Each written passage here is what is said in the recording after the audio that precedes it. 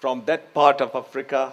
It is the west coast, right into the east coast. This is Malawi. Prior to their medical camp in Malawi, the devotees every morning would do their morning prayers and have a bhajan session before they started out for the day.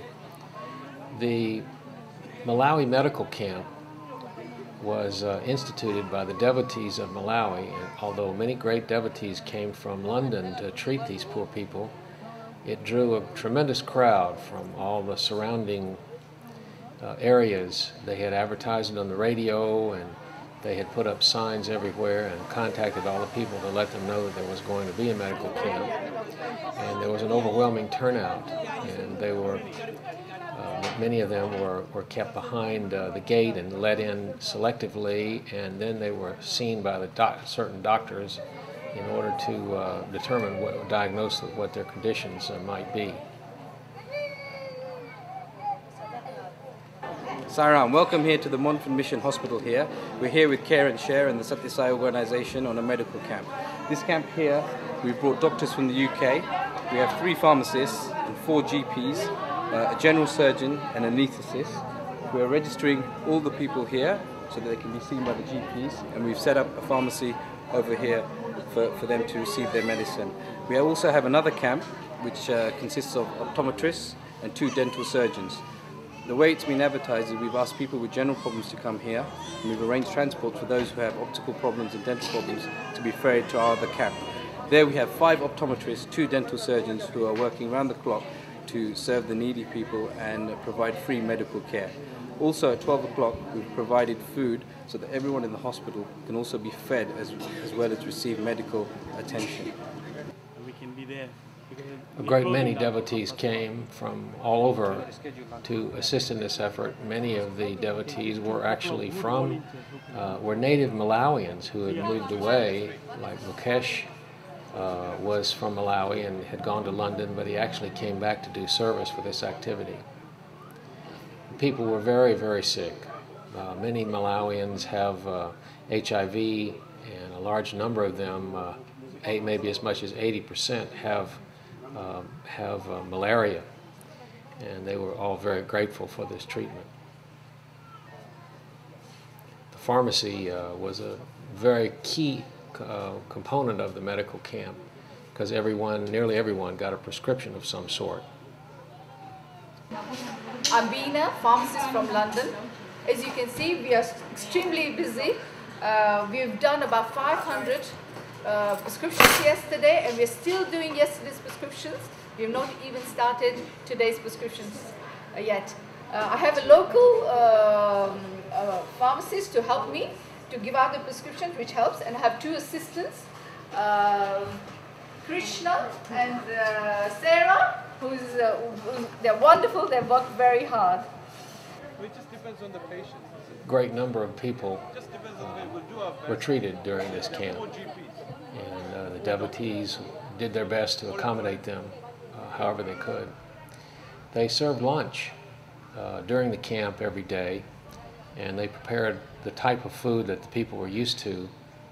It's a corn-based food and served with cabbage, and the people were very grateful for it. They did run out of food towards the end of the day, the first day, not knowing how many were coming. But the people were very grateful for the food. You could tell that these are very, very hungry people, and they were very, very thankful to have a meal, in addition to being treated by the medical camp. And many of the people in Malawi are very, very hungry, and they don't have enough to eat all the time. There were a number of severe medical conditions that were treated during the camp, and many of these people do not have any medical care at all under any circumstances, so they're in a very, very unfortunate situation. Most of the time the doctors would return back to the motel at night. We'd leave very early in the morning and come back late at night, so it was a long day for everyone. We'll go in this one and this one. Sairam, you've seen the difference of the medical camp here. But every part of Africa you do the medical camp, that is a different scenario altogether, because people have got different attitude and people have got a very different expectations to do. After finishing part of the camp in Mombasa, Maria Khani, myself and Kiran, we have just arrived this morning to continue this medical camp. But one of the most wonderful things which has happened there is called integration. We decided to feed the people every single day. 1,000 patients are registered. They were given the food, they were given the medicine, they were given the new glasses. And at the end of the day, their comment was they have never seen such a happiness. And they went with a big smile. First day, it rained so heavily, we had a problem to give the food. The local health inspector came and he said, you cannot give the wrapped food because the plastic reacts with the food. I could have challenged very easily being a medical man, but we wanted to have Swami's principle of love, peace. So I told her, sir, we will do what you want. Now we had a biggest problem, where we are going to feed these people. A gentleman who is a local in charge of the Muslim community, he came forward and he said, you can use the mosque, we will cook for you and you can use the entire hall and people can sit comfortably in the mosque and eat. This is what's a wonderful thing is these Sathya Sai medical camps are bringing the people together. The Christians on the Easter Monday, he came and he lit the lamp. And then he was quite happy to stand there throughout the day. He was the patient day before. But when he saw the service, he said, can I help you? And I simply asked him, I wish you were there to record this thing. He said he has been attending the camps, but the amount of love and respect which he has received, it is nowhere, and he would like to volunteer his services. So by service, the transformation comes, and he has registered himself to do some odd services here and there in the villages. We have increased the number. There are only 30 people who have arranged this medical camp, but the team has increased to over 100 people just because of one underlying factor, love. And it has brought such a wonderful happiness to the total population. They come and watch what is happening.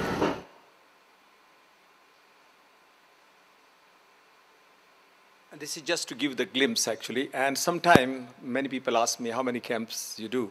This is the medical camp. I finished almost the day before, and the second day we have to run to another country to do medical camp because there was a need for the doctors and we were short of the doctors. That's why wherever I go, I always have the begging bowl, come forward, give me your loving heart and caring hand so that we can take you with the medical camp. And you can see the need for these people.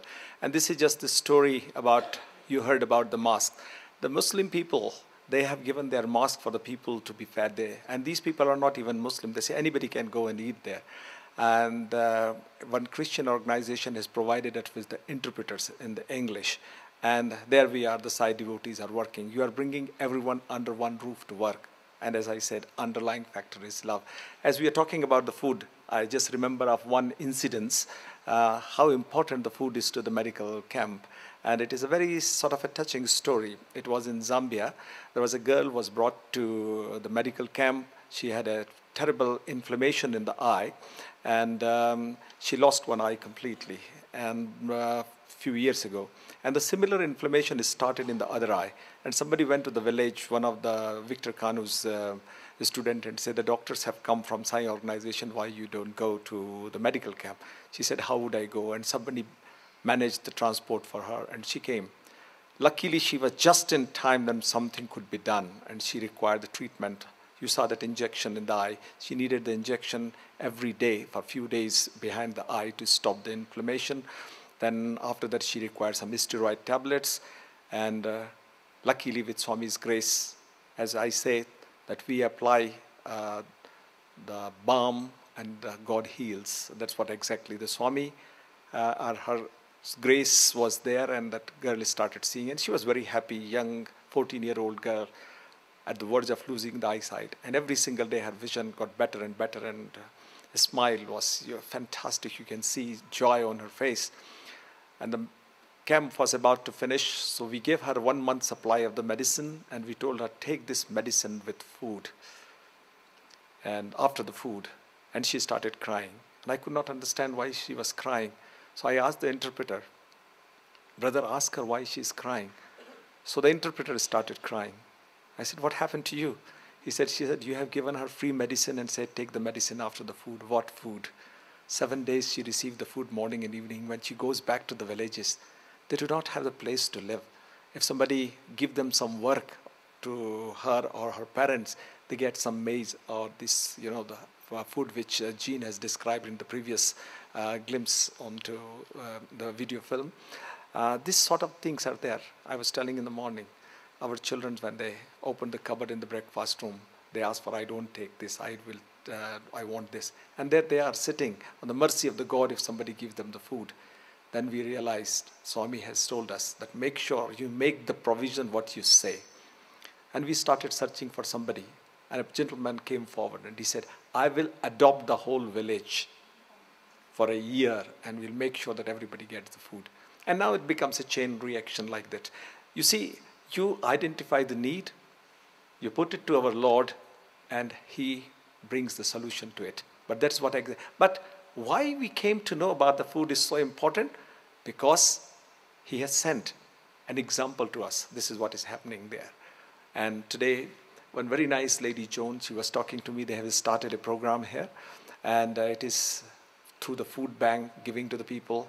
And then she said they wanted to start something about the eye and the dentistry also. And I said, there you are, Swami. We are talking about these things, and it is happening right at your doorstep. Such a wonderful work, starting with the food, because they recognize the malnutrition, the lack of the food is the 75% of the cause of all the diseases, because there are a lot of diseases because of malnutrition, but they are adding to it. If you do not have enough strength, your resistance goes down, and other diseases which may not affect me and you, those viruses, bacteria will attack these poor people. So they are attacked by all sorts of things, poverty, food, and the disease. And Swami says there is one solution. Give loving care and make the provision of the food. So this is a small story, but you should understand. And we just wanted to know whether should we have a break, or shall I continue, or have a break before the question and answer, whatever. Kerry? Thank you very much for your patience. I think as we are here, I would like to share one story with you, which I came to know last night when I was in the kitchen. One of the very nice gentlemen, he brought the daughter to me, not realizing what the daughter had the problem. Simply, I always ask this question, that what do you want to be? And she said, I want to become a doctor. I asked a very young girl, about 8 years of age, I said, why you want to become a doctor? She said, but I want to become a doctor in Swami's hospital. Then I said, why? Then she told me such fantastic thing. She said she had a hole in the heart, and all the doctors, even in America, refused that she cannot have the operation, because the condition is such they cannot operate. And I was a bit surprised, actually, that in this modern day and time, anything could be possible. But then Father told me there was some other associated problem, and her name is Shweta Sai. I took the permission from Father that I could share this experience. This is just to show you that how the Swami's faith works, and you do not have to have to go to Puttaparthi to get the Swami's grace. You can get the grace right at your doorsteps. Because, this morning Dr. Anima was talking about how far Swami is from us. He's not far, he's as far as you think, otherwise he's as close as you want him to be. That is what exactly it is. This simple girl, in her innocence, started praying that Swami heal me. And you won't believe, her hole in the heart is completely healed. She's a normal child going to school, and she wants to pursue her career, because she did not ask Swami that heal me, then I will become a doctor and work in your hospital. She wanted to become a doctor and work in Swami's hospital, so Swami has no choice to heal her. Can you imagine? That her prayer was so other way around that sometimes you can trap God in that way. He said, Swami, heal me, then I will work in your hospital. No. She said, Swami, I want to work in your hospital, and I want to become a heart doctor. Swami says, that is a difficult thing. You are asking two boons in one go. I have to make you the doctor, so you have to live, and if you have to live, you have to be healed. And that's what this is the innocence, but her faith. And can you imagine? You don't have to worry about the Swami is in Puttaparthi. He's right there. It is the only thing. Are we able to realize that He's very much with you and He is listening? This is just one touching story. Another story which Brother Chandradas has reminded me. Unfortunately, Swami has not yet given me either a strength or the wisdom to write my experiences, and I have never maintained any diary, because again, when you make a note about this medical camp or that medical camp, sometimes the ego comes. So Swami says, don't make any notes of anything. And sometimes people who hear this story somewhere and all those things, I shared this incidents with our American doctors who were doing their duty in hospital there. And one evening they called me to share the experiences. We were talking, and this morning he reminded me. It's a very touching, wonderful story how, Swami is already there for anything you require. Swami does not need you. He can do anything he wants, but he just gives you an opportunity. And there's a similar incident in Ramayana. Lakshman is lying unconscious, and there is the Lord of the universe standing next to him, crying, "My brother, why you are unconscious? I have promised your mother that you will come safe, and now you have gone.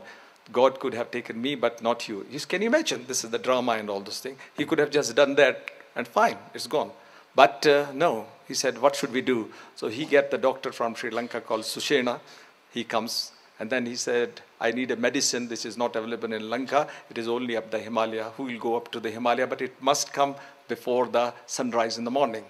So Hanuman is sitting there. So everybody looks at him. He doesn't say, I will go. So Rama said, you go. Oh, okay, Swami, I'll go. And he goes, and he doesn't find the medicine, so he brings the whole mountain. You know the story and other things. Why is God has to do all this drama to get the doctor from Sri Lanka and Sushen, though he is enemy? But he wanted to test the doctor. He said, now the medicine is here. And he wanted to give a chance to his devotees. You become my instrument to heal my brother. He could have healed him, but that is what exactly it is. He asked Sushen one very pertinent question. He asked, here is the medicine, and there you are.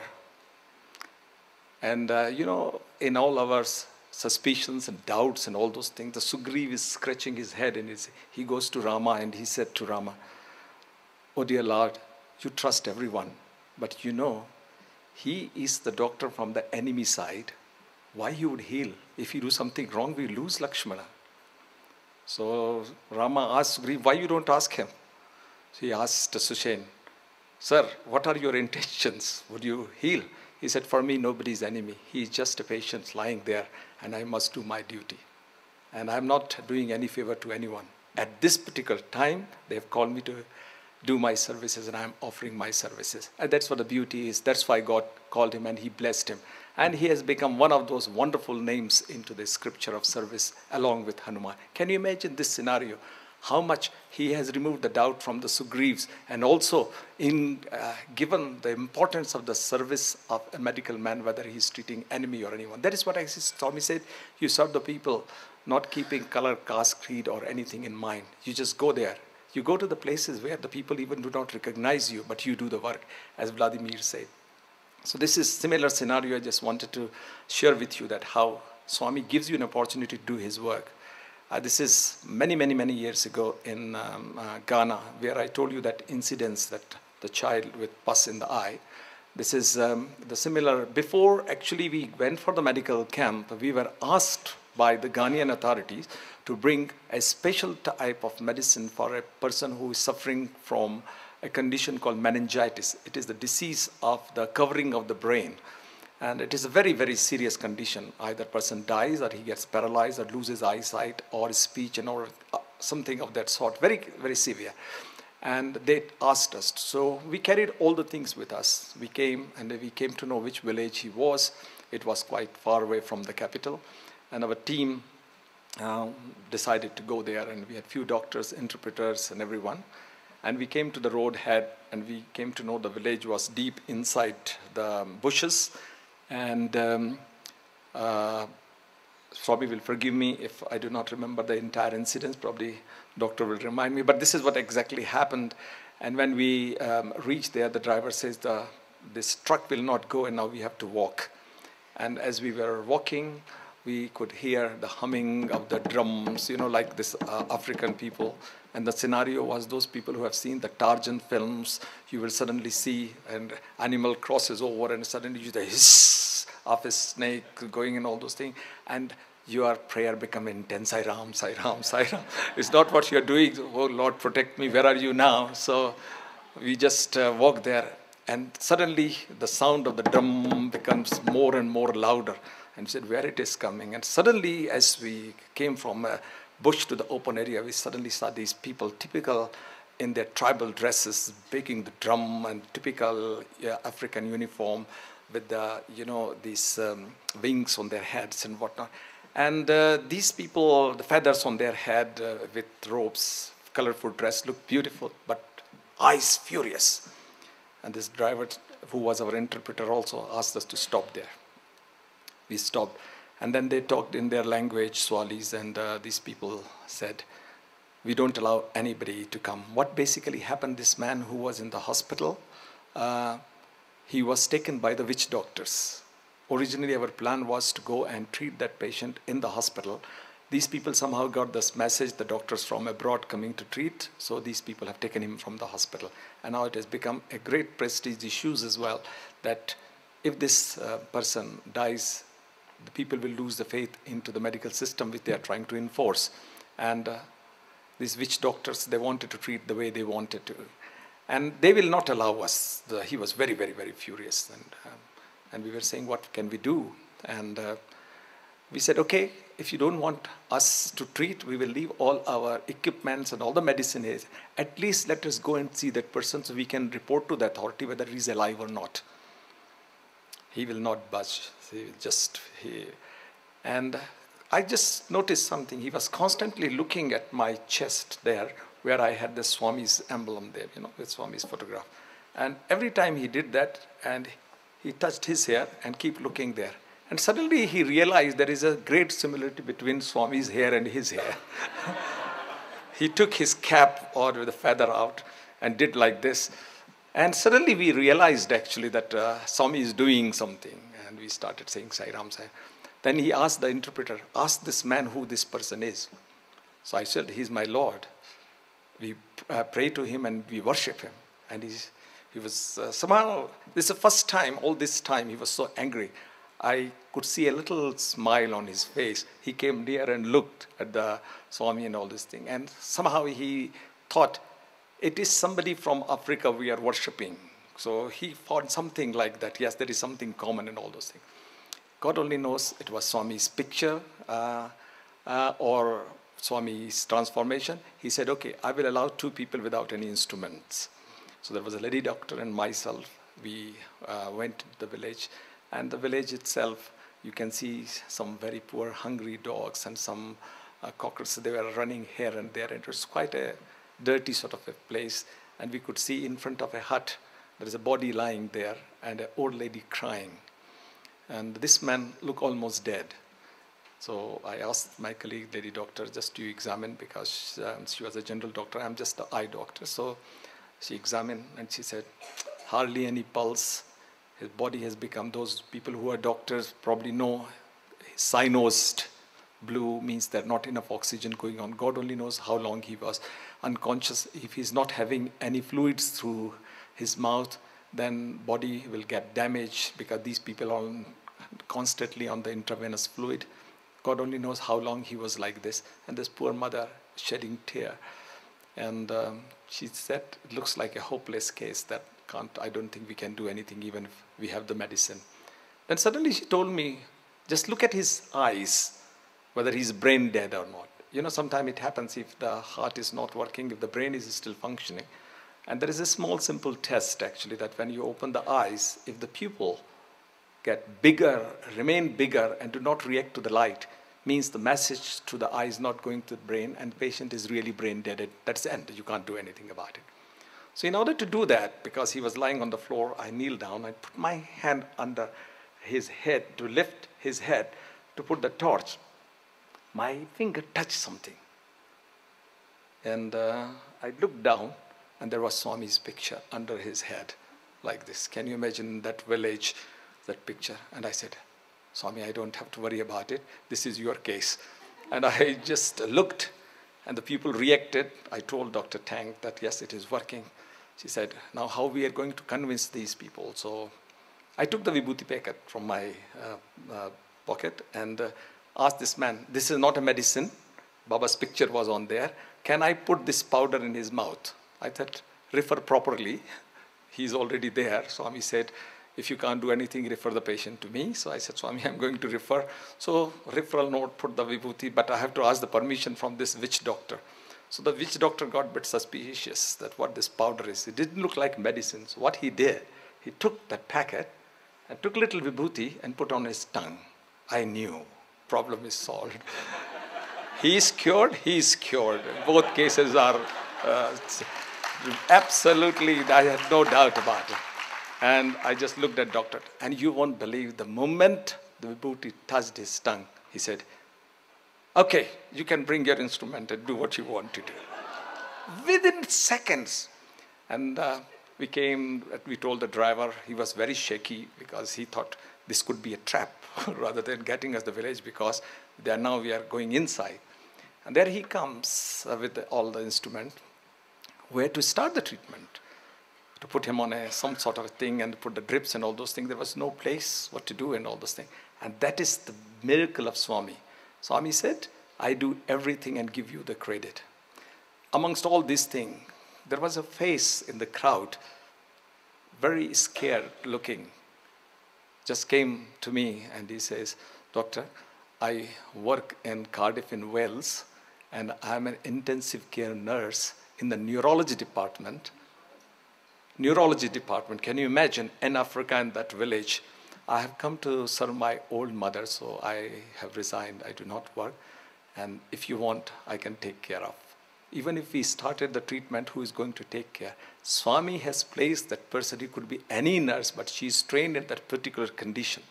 And she said, there is a small place, which is quite big. If this doctor, which doctor allows you, there is some facilities, we can arrange that one. So we asked this man, and he said yes. So we took, the mother was very happy, something was happening and whatnot. And then after everything we started, we wanted to move forward to the next village where we were supposed to work, and we thought we'll come and see him in the evening, because our main aim was to take him to the main hospital in Accra Medical College. But this man will not allow him to go. He said, you can do the things, but you cannot take him to the hospital. I was not worried. I knew the Swami has done everything. If Swami can bring the people from dead, this was nothing for him. And I know the great surgeon is working, why should I worry? So I left everything to my head of the department, and we wanted to leave. But there is a problem. This fellow came and stood there. You cannot leave this village. And I said, my goodness, what is going to happen next? So I asked the interpreter, asked him why. He said, he won the medical camp in that village first. So we have to get all the equipments, and we did everything. It was so happy. After that, we went next day to the other village. We came to see, we could see the sign of recovery. It is impossible. It was a miracle in my own eyes that a person who is unconscious for so long, I didn't realize that that person will survive at all. But having faith in Swami, I knew that Swami will do something, not for us, but for the old mother who was sick to death, that my only son will die. Everything finished, the EHV conference finished, all the VIPs, Indulal Shah, and everybody was leaving, and we were all at the airport, and a small airport in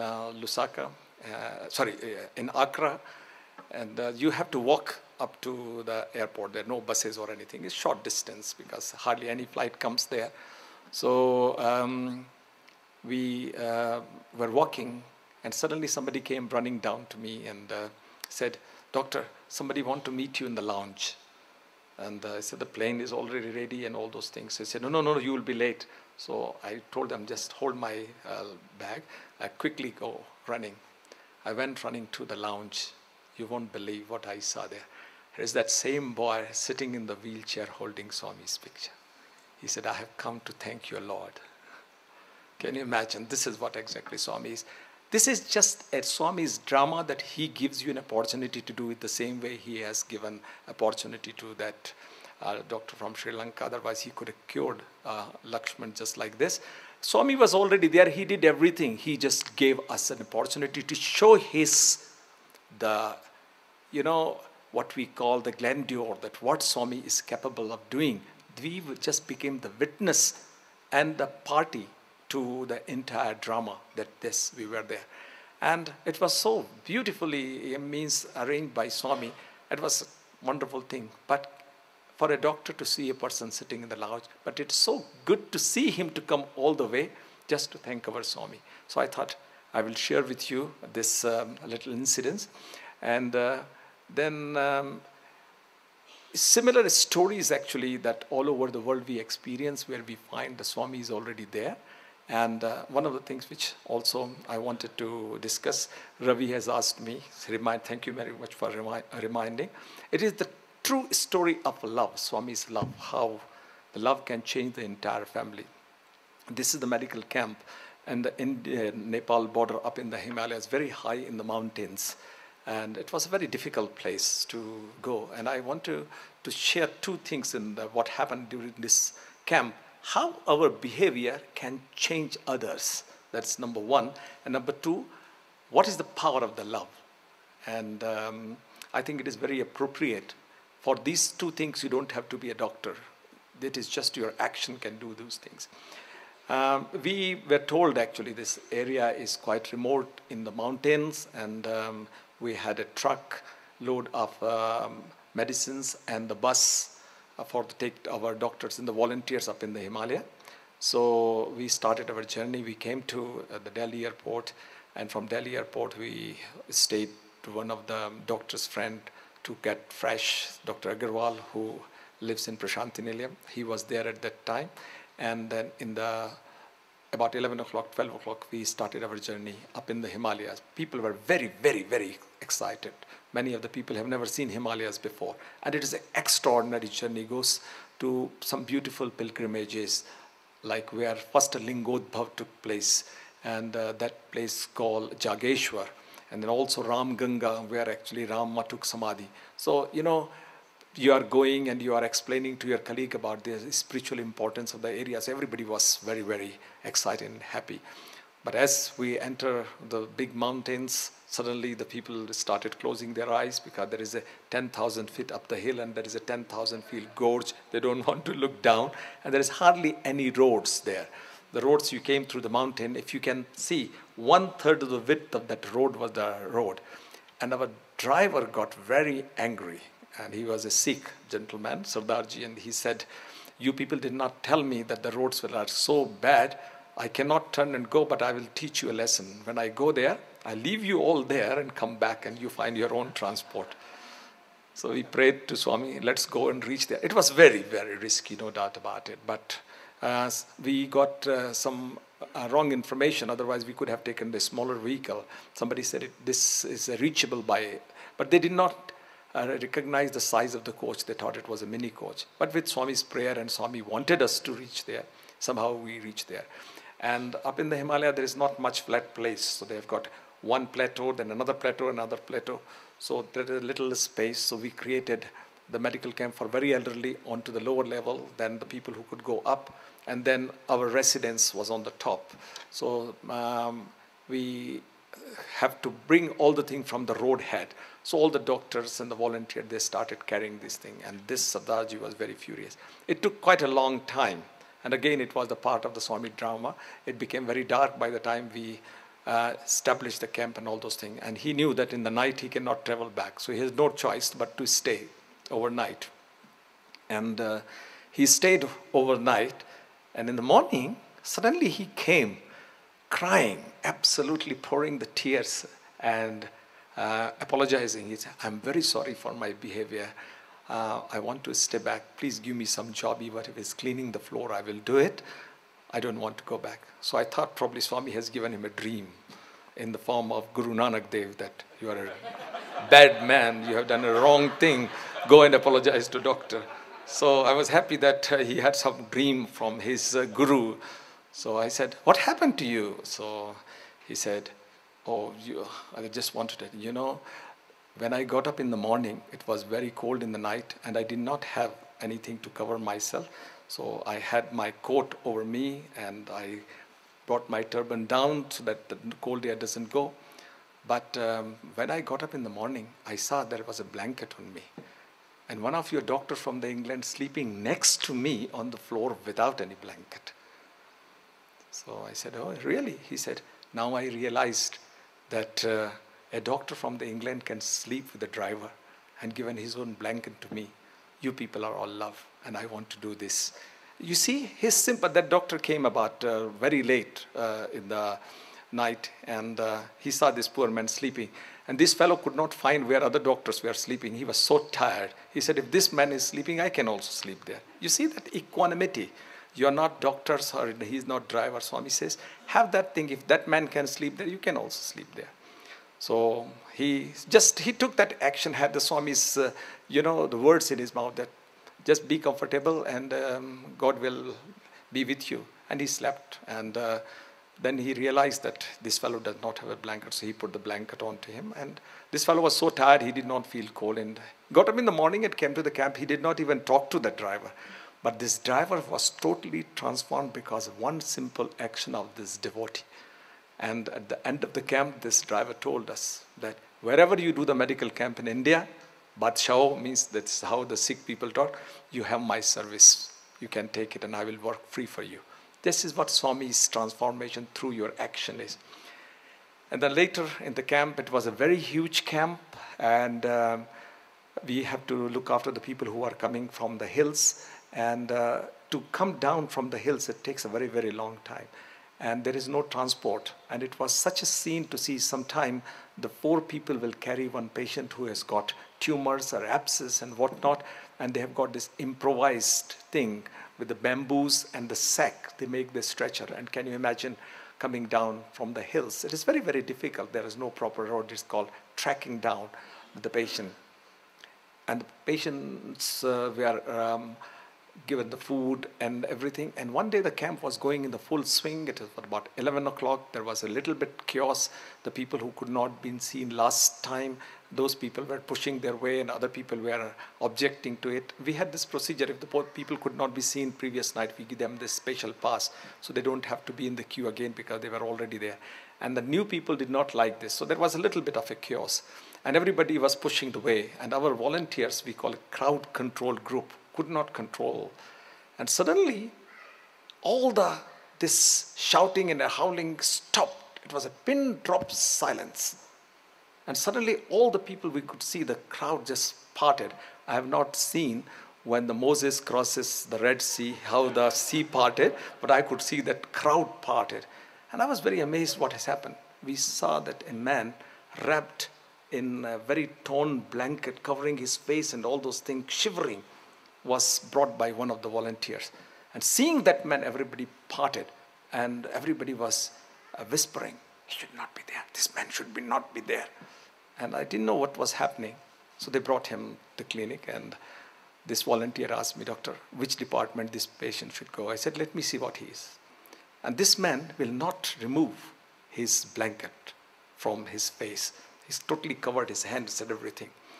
And I said, Father, please help. Let me help you to see what your problem is. He says, nobody can help me. Let me die. This is what I want. So he said, please have faith in God. Why you want to die? He said, don't ask me. Just let me go, and happily I live outside the village and I will die. So I asked him, do you have anyone in the family? And he started crying. To stop his tear, he has to lift his hand to wipe the tears. And that moment, the blanket moved, and I could see he was suffering from leprosy. And very fulminating. And that's why I realized there is a myth in the villagers. If you touch a leper, you will catch the disease, sort of a thing. This is something wrong, a myth. And I have worked with Mother Teresa, and she sits with the lepers, eats with them and feed them and all those things and whatnot. And somebody had the same question to her. And he said, Mother, one day you will catch the leprosy. She said, if God wants to give me, that's fine. Now I'm 87, so far I did not get it. But there are people who did not touch the leprosy. They have got the problem.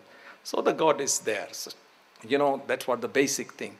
So this man was, literally the story was that the people, when they recognize that he has got the leprosy, they have thrown him out of the village. And the children used to go and feed the father. But the villagers put this restriction onto the children and the wife, the son and the daughter-in-law, that if you are in contact, we will throw you out of the village as well. Because the fear of the society, these people stopped seeing the father. And now the father, who had a house and a loving family, living under the tree outside the village, and people who comes nearby, they throw the food at him. If anybody passing by, otherwise he will not get. And somehow one of our volunteers found out about him, and they brought him to the medical camp. And there was a great objection, including from the educated people. One of the teacher came, he said, you should not be treating here. So I said, you leave it to us. What we are doing is our problem. And we had some wonderful people. We had some, the Western, like English ladies with us, nurses and doctors and all those things. And one of the nurses had training in the infectious diseases. And they had a tent outside, which was open on all sides. They took that man in front of the vision of the thousands of these people who were waiting. They asked him to sit down there on the chair. They gave him the cup of tea and the biscuit in their own mug. And he said, you drink. And one of the villagers came running. Are you mad? You know what this disease is? If you give your own mug and drink with them, you get disease. He said, would I? You watch. And that lady, so much faith in God and all those things. And she said, don't worry, the God will help you and all those things. And we, through the Mother Teresa's organization, we had a very good contact with one of the firms in Denmark who provides the treatment. And there are nowadays treatment is available for leprosy. But basic thing is to educate the people. Do not humiliate them. But this fellow was humiliated so badly by the villagers, and because of the fear, his own son neglected him, so he did not have anything. So we gave him a place. We pitched the tent for him in our own medical camp, and we made sure the volunteers go and serve him and all those things. And this fellow was so much touched that these people have come from nowhere from the world, and God only knows from which part of the world, and they're giving him so much love, care. And the volunteers will stay till he finishes his meal to make sure he eats. And he was happy.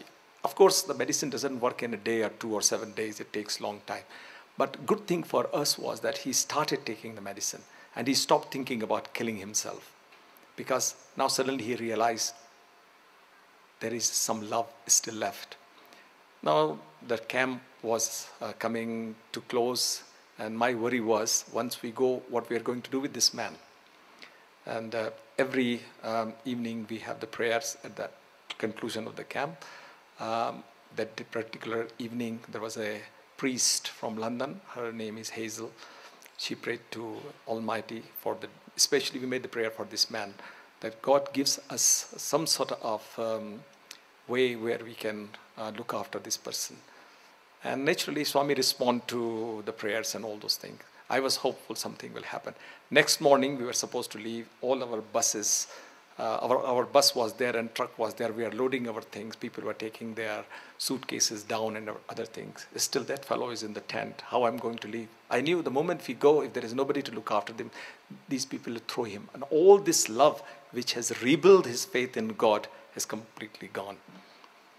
And Swami said, he really tests you to the last moment. Now, everybody is seated there, and everybody is telling, look, it is getting late. Are you coming to the coach or not? And I'm just thinking what I'm going to do and all those things. And we have to do something. So I had few volunteers with me. That was the last resort. I thought what we will do, we will take this man with us somewhere and see if we can admit him in some of the hospital. But we know that hundreds and hundreds of miles down there are no hospital to treat leprosy. And there will be a very complicated process also to get these things sorted out. And to take him to Calcutta will be a big problem. So I was just thinking what to do. And suddenly a couple who I have not met throughout the medical camp approached. Gradually they came, their heads bent down, they looked very ashamed sort of a thing. And they came and said, Doctor, I'm very sorry. I am that unfortunate son who looked who has neglected the father because I was afraid of the society that they will throw me out of the village. After seeing the love what you people have given to, and I have stayed every evening when you people were doing the prayers and watched what you pray. You have prayed for my father. I'm not afraid of anyone. I'll take my father, whatever the consequences are. I just want one thing. I said, what do you want? He said, you know that picture of Sai Baba, give it to me. That is my strength. And that is the only thing he wants. Can you imagine the love of the people has brought the family together? That father who was only a few days ago was ready to kill himself because of the humiliation. And now the Swami has united the family together. This is what the love can bring. And there was no medical doctor was involved into the entire process. It was the love of the team given to that man. And that has brought all to this. This is what exactly amazing thing actually can happen. And Swami teaches you, this is a very simple thing. You will come across the scenario where medicine is not required. But you have to make sure you do not compromise what the Swami's teaching is. If you can't do anything, give the love. And the loving care is the most important thing. And the drama finished very beautifully. The son has taken him, and also gradually that fear from the villagers' mind, because we were there and we told them, they accepted the man, and I got a message after a year and a half that he started getting better and better and better. And a few years later, he got rid of the leprosy also. So such a wonderful drama of the Swami that he could, the whole medical camp, to bring the family together. It is not the volume of the work which you have done, seen thousands of the patient. This is just the one patient. And this is something so amazing which Swami does for the people. And these are, I thought, talking about the medical camp is a different thing. But bringing some of the messages which Swami profoundly tried to teach us, that follow Swami's simple principles, love all. Doesn't matter what problem they have, that will resolve the problem.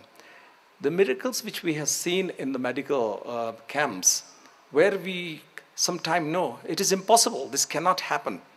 And there Swami does. And it is sometime the transformation.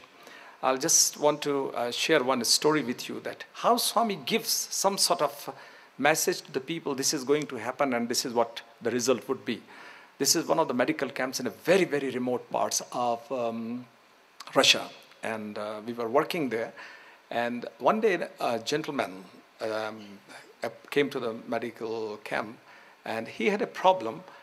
One of the eyelid was completely drooping down, and he could not see with that one. Other eye was all right. We examined him, and I found, yes, if this lid could be lifted, then there is no problem. He will be able to see. It is very, very minor operation. But unfortunately, we did not have that particular set of instrument to treat that condition. So I gave him the good news that, look, there is nothing wrong. You will be able to see. The problem is not about the eye. It is the lid which is coming down. He said, that's why I have come here. So I said, unfortunately, I don't have that instrument. I can't do anything. He said, you see, I was listening, actually. You know, some of the people listen to their birthday forecast. And he said, today I was listening to the radio, Russian radio, and it was said, some people will come from the land of the God will cure my problem. This was, it's a general thing, and he took on himself that it was his problem. And he came with that faith that we must do it. And I said, if God has told you that people are coming from, we definitely have come from the land of the God, no doubt about it. And if he has said this, you wait, probably he will do something for you. But I was just thinking how we are going to do. And there was a gentleman who could have come before him, because this man just barged into this thing, because a huge, big Russian, volunteers could not stop him. That could be Swami's drama. So the person who was supposed to be seen first has to wait. He was a little old man, retired sort of person. Then I said, you wait there and we'll see what we can do for you. So I called this gentleman. I said, sir, you come. I'm very sorry. This gentleman has jumped the queue. He said, no, there is no problem. And what he said, something beautiful. He said, there must be a reason. If you have seen me and I have gone, then probably this problem would not have been solved. I said, how can you solve this problem? He said, my father was an ophthalmologist. He died many, many years ago. I am a retired man. But all his instruments are with me in the house. And I just don't want to throw them away because that is something. I do not know. You see, when I say, I get these goosebumps. Can you imagine? There is a man, he listens on the radio that what is going to happen. And there is a man who could have been seen and gone. He waits at that time. Look at the timing of our beloved Lord. And then I said, oh, Swami. Then I knew that there is no problem. I said, sir, would you mind go and bring? And can you imagine? This man is a retired man. And his father, how, means it must be about 80-year-old instrument or 60-year-old instrument. But I just wanted to see in what condition they were. And he brought the instrument. And of course, they were slightly different, which we use in the modern time and all those things. But I knew we can do with that one. So we told this gentleman, sir, you go and eat something. We'll arrange the food and come in the afternoon. We have to get this instrument sterilized and we'll do. Now the question is, how to sterilize? And this man smiles. Don't worry, sir. I am the retired dentist and I have got a sterilizer as well. Can you imagine if you think that you are doing the things?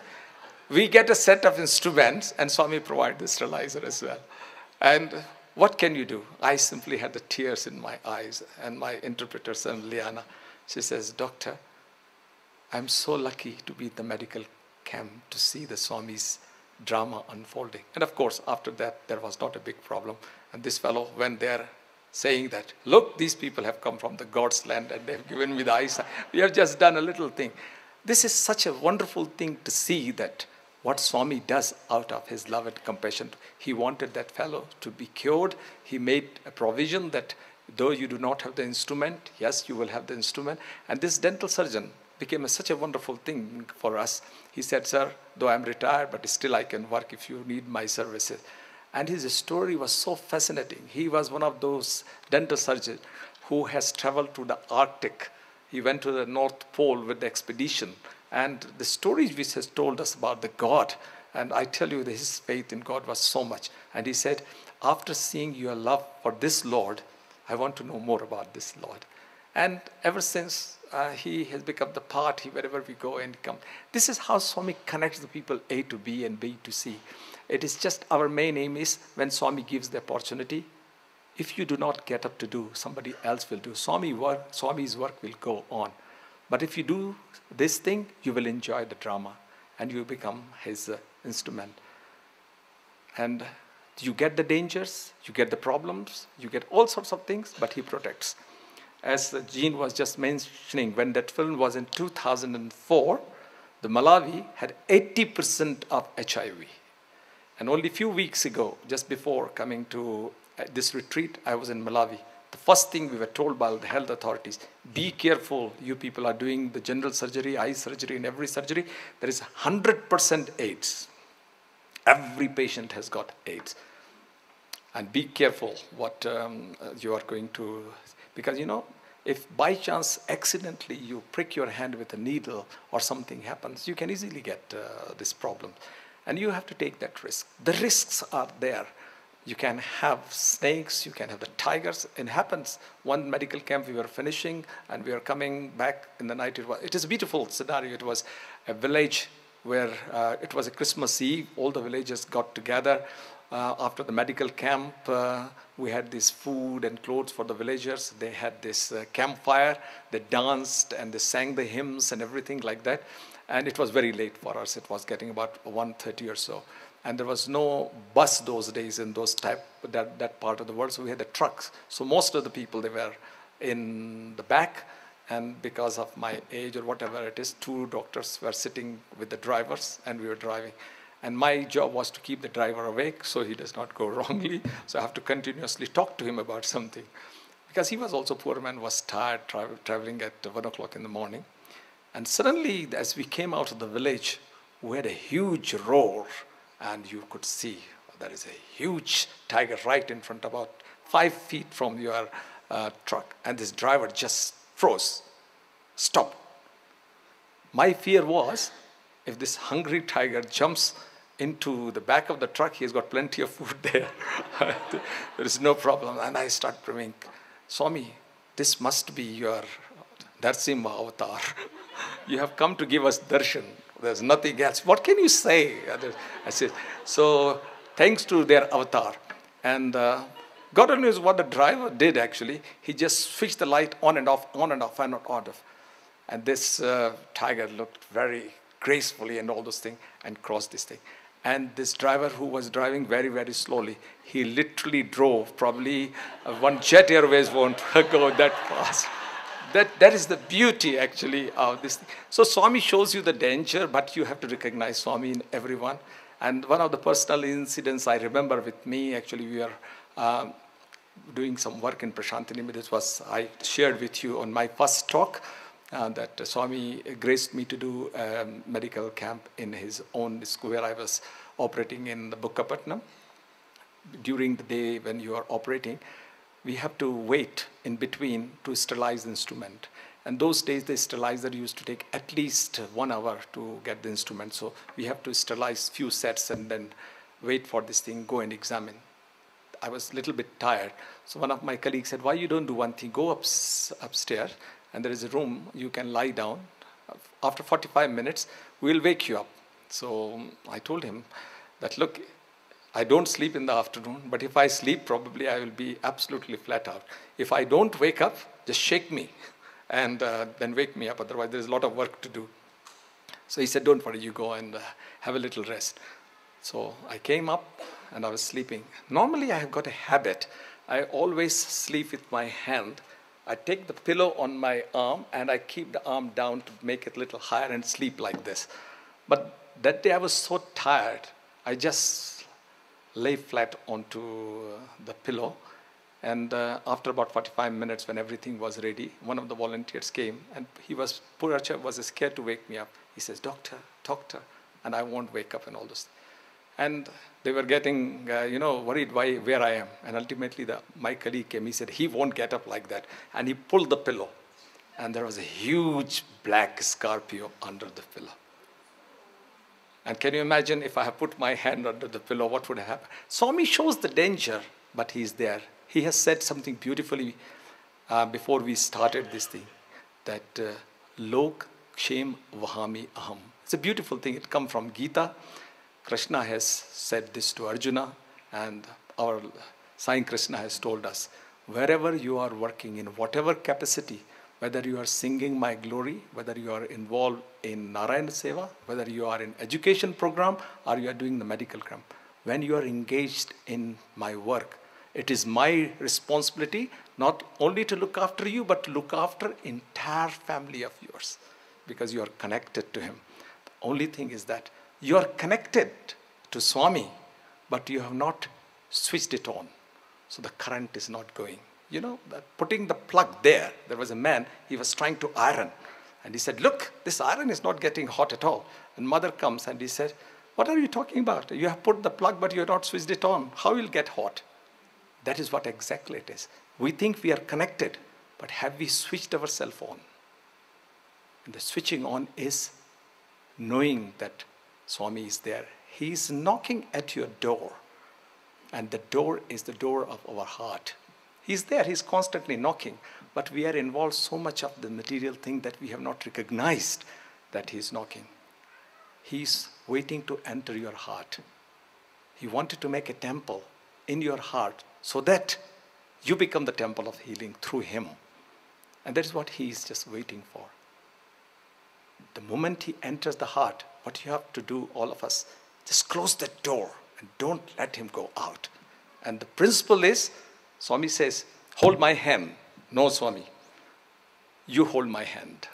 Because, if the child is holding mother's hand and suddenly he sees balloons or ice cream and all those things, he can leave the hand and go, and mother will lose the child. And of course, mother will find, Swami will find you, but it will take some time in the crowd. Oh, where is he is gone or where she is gone. But if you ask the Lord to hold your hand, he will not let you go. That is what is so important. So our prayer should be, oh Lord, hold my hand and don't let me go. And keep me engaged in your service, whatever it is. As Ravi this morning beautifully said, it is not the type of the service you think that it is Swami gets pleases. It is not about the operation. It is not about something that you have to do big, but you have to do something beautiful. And I tell you one example. The time is 5 minutes before that I finish. This is something very simple example. There is a gentleman in London. He lost his one eye. And he comes and see me in my clinic every time. And he goes to Puttaparthi. And he's slightly philosopher type of man. And he always tried to compare Swami's work, Gita and all those things. And whenever he comes, I always think that quickly if he goes that I can see another patient because he likes to talk something else. And I say, sir, I will talk to you after the clinic. But people like to just express their feeling. This fellow went to Puttaparthi and he's quite old. So he walked very slowly. So he was coming down and he suddenly saw that where the bank is, where you normally go, in front of the South Indian canteen, there was a man sitting there. And he asked a couple of people passing by, can you get me the coffee? And you could see that Vedam started and the people didn't want to stop because they just want to rush to see the Swami. And this old man thought, I am already late and even if I go there, I'll be sitting back. He said, oh sir, you want coffee? Okay, I'll get, there are kiosks there. So he went, got 2 cups of coffee, gave 1 cup to him. And he also had a cup. He sat down with him on the stair, had a coffee.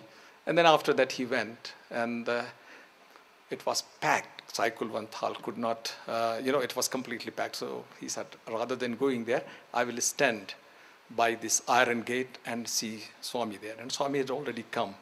So he was standing by the iron gate.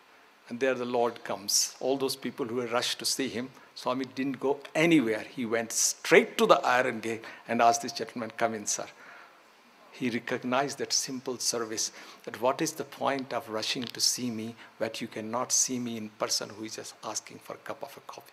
Na jaane kis bhes mein Baba mil jaye Bhagwan re. You did not know in what form Swami is asking to do the service. How lucky this man was. He probably had a cup of coffee with Swami on that staircase. And there, Lord recognizes his service. Very simple story, but it has got such a profound message that we all want to do something great for the Swami, and doing something great into Swami, we forget something very simple. And that is what Swami says. Swami is not interested in the great work.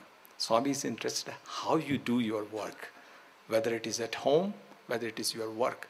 You try to change your workplace as if it is Prashanti. And today, I like to say, this morning when I got up, I heard this Suprabhatam so beautifully.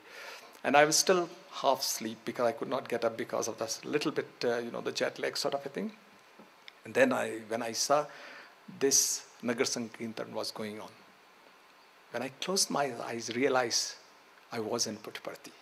What you have done, you have created a Puttaparthi here, Prashanti here. And that is what Swami wants all of us. Prashanti Niyam is not in the district of Anantapur, in a place called Puttaparthi. Prashanti you can create anywhere with this loving atmosphere. You can vibrate this nature. How lucky this place is for the last 3 years. You are giving the chance to these wonderful trees who have been waiting for such a long time to hear Lord's name. And you go through this path and singing not to yourself, to them also. They are also waiting to hear the Lord's name. All these trees in the Treta Yuga waited Rama to come and he will hug. People think Rama was crying because he lost Sita. But he created the drama and he said, O Mrag tum dekhi Sita Mragnani. Have you seen my beautiful wife who has got the lotus eyes? And he did it not because he said, in Treta Yuga, when I come, you will get my hug. And these trees waited years. And people think that, oh, Rama, the great avatar, is crying, but they do not know why. That was the tear of the joy because he was hugging for those people who are waiting for millions of years. And what service you have done in the last 2 days, singing to these wonderful nature and the trees, you do not know how you will be blessed. Creating Prashanti where you are, that is the motive of the Swami. And for the medics, create the super specialty hospital wherever you go, not by number of the patient, but with the quality of the service. And you will get the reward. Swami's love will flow through you all the time. You will become the healer. And the Swami will use you as an instrument. And that is the most wonderful message I can bring to you, and I'm extremely privileged to be the part of this wonderful retreat. When I came, Ramesh introduced me that he's our guest speaker, and I would like to say that I'm not a guest. This is one Sai family. Vasudhaiv Kutumbakam, whole world is one family, and I'm part of your family. Thank you very much. Jai Sai Ram.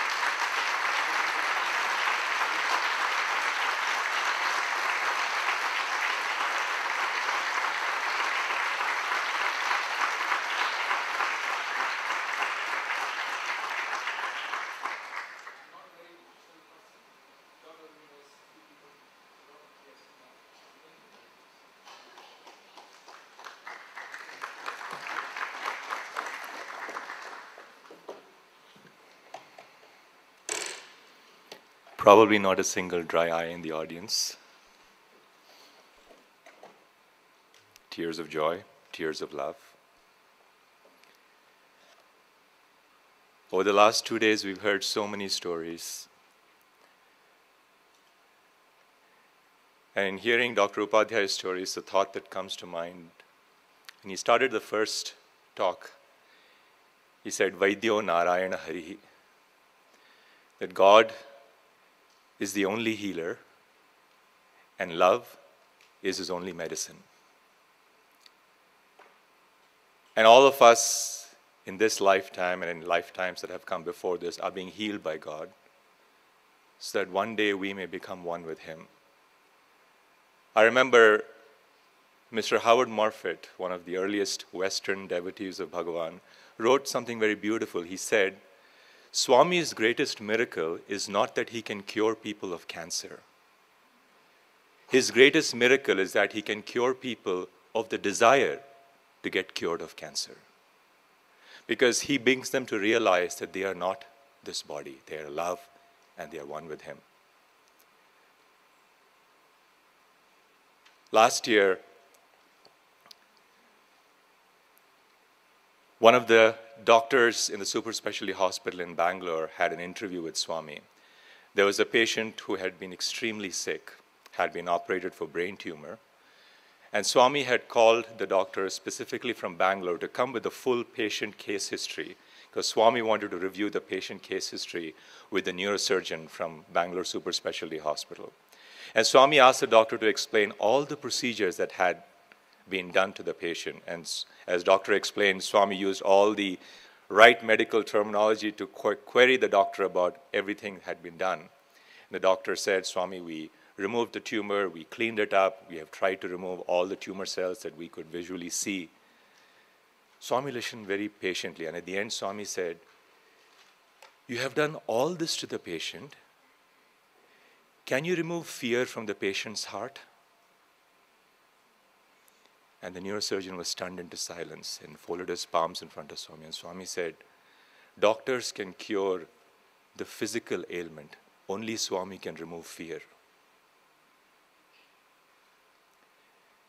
And as Dr. Upadhyay reminded us, we don't need to do these grandiose projects. A loving Sai brother of mine was very involved with the Bangalore Super Specialty Hospital. And once there was this project where they wanted to do a big project for the hospital, and he had put together this big, thick project binder detailing the entire project and all the elements of the project, how much it would cost and how they would fund the project. And Swami gave him an interview. And this man started to explain the project binder to Swami. And Swami was very, very uninterested. And so he kept forcing Swami to turn the page, to go to the next page, and Swami would look away and try to close the binder down and said, Swami, this project will do this and this project will do that and so many patients will get benefited. Swami closed the binder in one big thumb and said, my biggest project is your heart. And so all of the service is so that we can open this heart and let him in.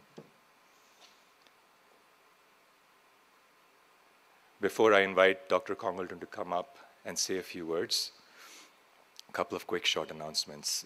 The CDs of all the talks over the last couple of days are available at the book center if you'd like a copy.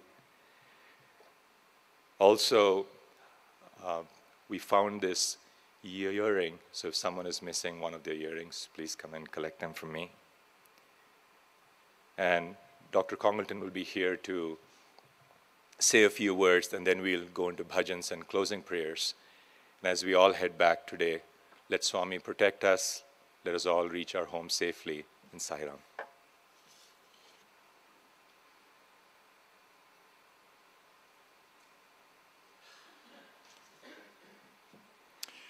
I offer our pranams at the divine lotus feet of our beloved Bhagavan Sri Satya Sai Baba.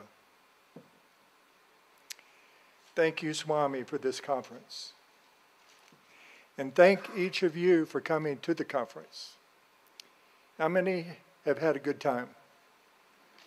All right, so how many want to come back here next year?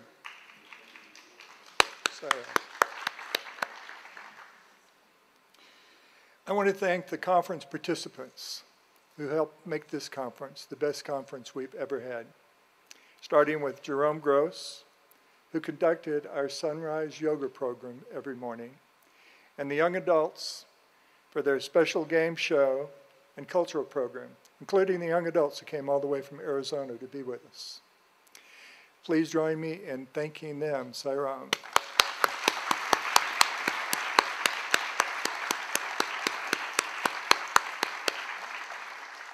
What can I say?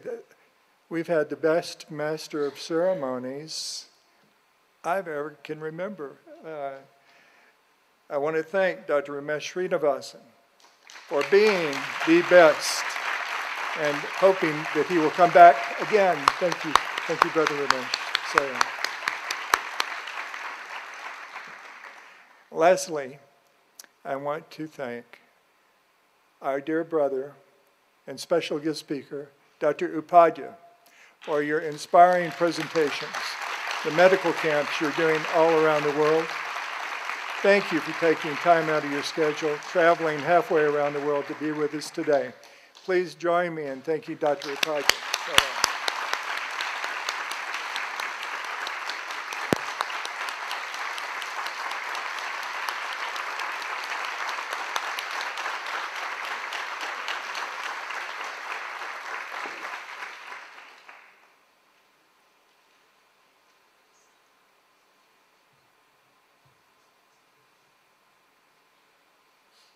I have very large number of the question and answer. Probably it will take almost 2 hours.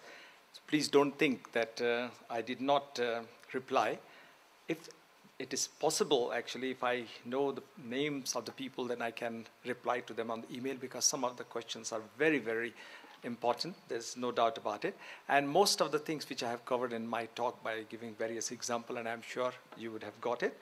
And because there was one question, how they can start this work in Los Angeles, and luckily it came by the Sister Joan is doing some work. One of the questions which is really very important for all of you to hear, and we all go through this. A fellow devotee of, or it should be fellow devotee of mine or fellow friend of mine, this reads here, that does great services, unselfish service, yet his life is full of trouble. Why is this? What can this mean? Why is Swami not taking care of him? Swami is biggest example himself. Swami's life is his message. Swami is in wheelchair, he has got problems and all those things, and he's not a star service. When you are suffering, you are much closer to the God. And this is what exactly happening. Ravi has given the beautiful example about the Mirabai. She has been humiliated, thrown out of the palace, walking through the desert and almost at the verge of the death. But she's still thinking about the God. Why she was tested like that? Because she was very close to the God. When the intensity of pain and suffering increases, when the darkness is very intense, be sure that morning is in sight. we suffer because of karma, not because what we are doing now. It is what you have done. We all have to go through that one. So this is what exactly. And Swami has given one beautiful example. Whosoever has written this question, that's why I just wanted to speak. If the two people are fighting on the street and the fault is of the other, the father will go and punish his own son, not the other person, though he knows it is not his fault. The reason is very simple, because he is his own and he can do that. So when we suffer, you think that because you're so close to the Swami, he's not bothered about the other, he's bothered about you. The suffering is the process of cleansing. And during that pain, you remember God most. And I finish with that one beautiful couplet, which again Kabir Das. दुख में सुमरिन सब करे, सुख में करे न कोई, जो सुख में सुमरिन करे तो दुख काहे को होय. What it says, when we are in intense trouble, we think about God. But when we have got pleasure, we do not think about God. But if we have the God's name on our lips, you will never suffer at all. That is what this, I hope this answered the question. Rest of the things probably I have answered in my talk. And if anybody wants any specific thing, please come and see me during our dinner or after that. I'll be very happy, because some of the questions are very large and time was short. I hope you don't think that I didn't want to reply, but I thought it will be much better if I reply one-to-one. Thank you, Sai Ram.